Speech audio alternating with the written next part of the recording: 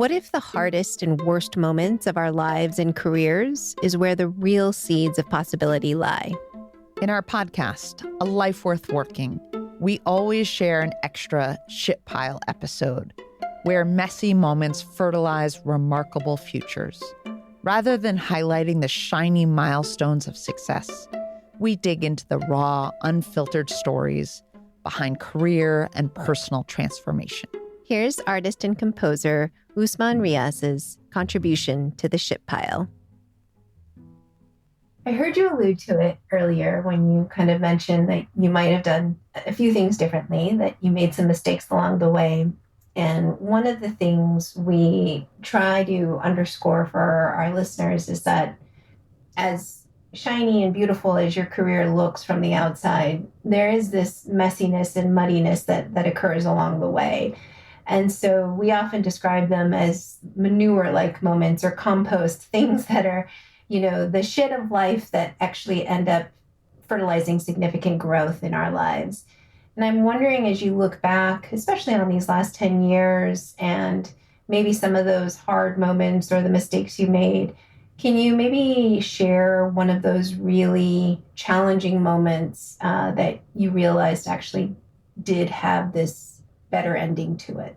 I think the main thing that I feel I could have done differently when I look back on the whole journey is just how much stress I felt while making the film, worrying constantly about it, working extremely hard, and then when I'm not working, just worrying incessantly about the entire process, getting it done, whether it was the funding for the project, which obviously without funding you cannot make a movie, and then also worrying about how long it's taking, the quality of the work, and then shutting that side down and then working on it and getting lost in that. I realize now that I didn't need to worry so much because the results would have still been the same. Stress doesn't equate to working hard. I didn't understand that early on. I thought I'm so stressed and I'm so anxious all the time because I'm working so hard. And I would make myself feel better about that. But ultimately, I didn't need to burden myself so much, and the results would have been the same.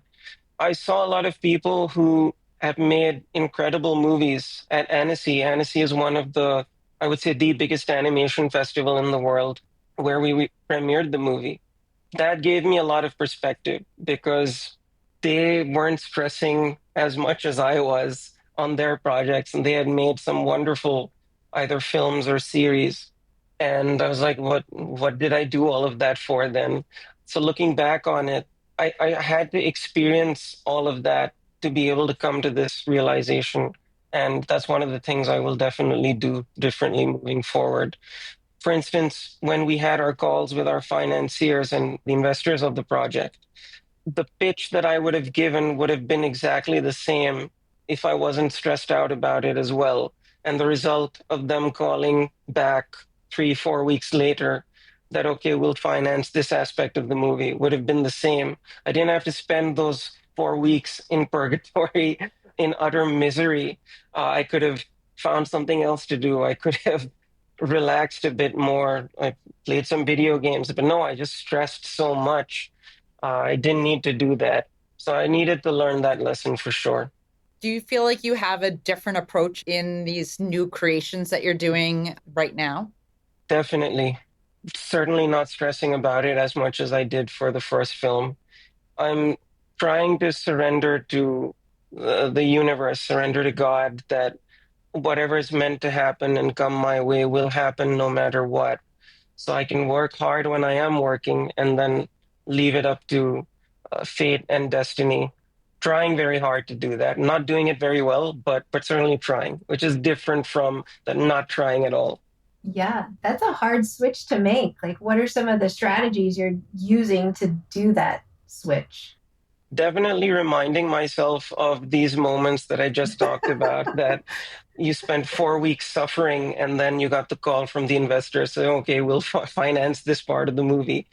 Don't do that this time. So you've done your work, you've done your pitch, you've spoken about it, you've impressed the right people. Now take a step back and wait for things to unfold rather than be absolutely miserable till the next email or phone call. for sure. Yeah, I have to remind myself all the time of working hard on the process and releasing the outcome, right? Because, Yes. Yes. right, like that's all we can do. Yes. But I know how I hear that. Not easy. For more, make sure you listen to our longer discussion with Usman Riaz on a life worth working, where we explore with fascinating guests their search for the soul of work. Subscribe now so you don't miss an episode. And don't forget to share with friends and loved ones who may also be searching for purpose and meaning in their work lives, or what we call the soul of work.